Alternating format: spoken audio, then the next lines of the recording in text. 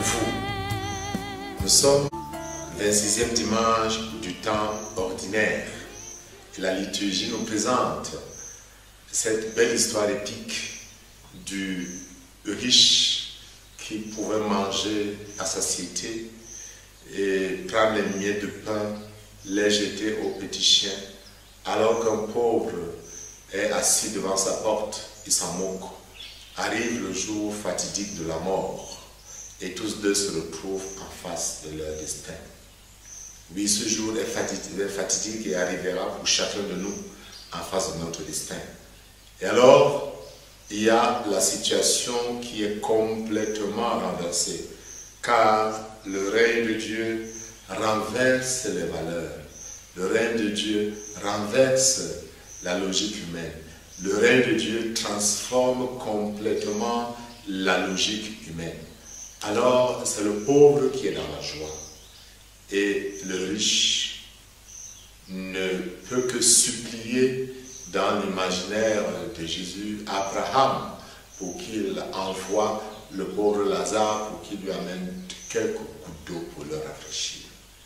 Mais il y a impossibilité à l'abîme entre ceux qui ont pratiqué l'injustice et ceux qui ont pratiqué la justice. Luc n'oublie pas les béatitudes. Heureux êtes-vous qui avez faim, et malheureux êtes-vous, vous qui êtes repus.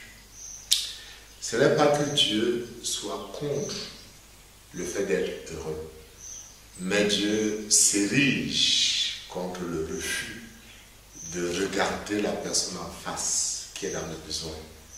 Dieu s'érige contre ceux qui, comme ce fut le cas du prophète Amos en Samarie, contre ceux qui vivent dans un bonheur, ils sont couchés sur des lits d'ivoire, vautrés sur leur divan, ils mangent les agneaux du troupeau, les veaux les plus tendres de l'étable, ils improvisent au son de la harpe, ils inventent des instruments de musique. Et Dieu s'érige contre ceux-là qui ne se soucient pas de ceux qui ne peuvent pas se payer le luxe d'avoir la quinine, de ceux qui ne peuvent pas se payer le luxe d'avoir des livres à l'école, de ceux qui ne peuvent pas se payer le luxe même d'avoir 3 repas par jour, alors que d'autres sabrent des champagnes qui coûtent des centaines de milliers de francs, qui boivent des vins qui coûtent des dizaines de milliers, même des centaines de milliers de francs, alors qu'en face d'eux, il y en a qui ne demandent qu'une miette de pain. Alors le Seigneur Jésus est clair.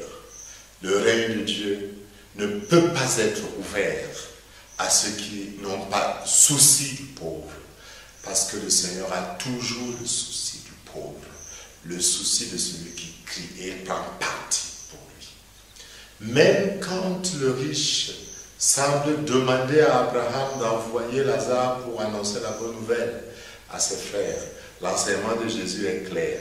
La conversion n'est pas un problème de miracle, de vision, de choses qui descendent du ciel. Non. La sentence de Jésus est claire. Ils ont Moïse et les prophètes. S'ils n'écoutent pas Moïse ni les prophètes, quelqu'un pourrait bien ressusciter dans les morts, ils ne seront pas convaincus.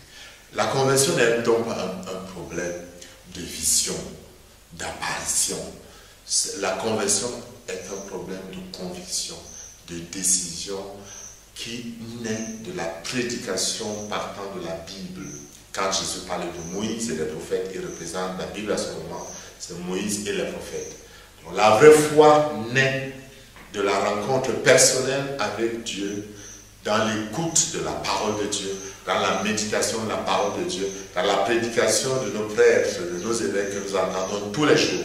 N'attendons pas qu'il y ait le soleil qui danse, qu'il y ait une vision, qu'il y ait quelqu'un qui apparaisse pour nous amener à prendre conscience du fait que nous devons descendre du piédestal pour pouvoir tendre la main à celui qui est dans le besoin, chacun de nous à son niveau.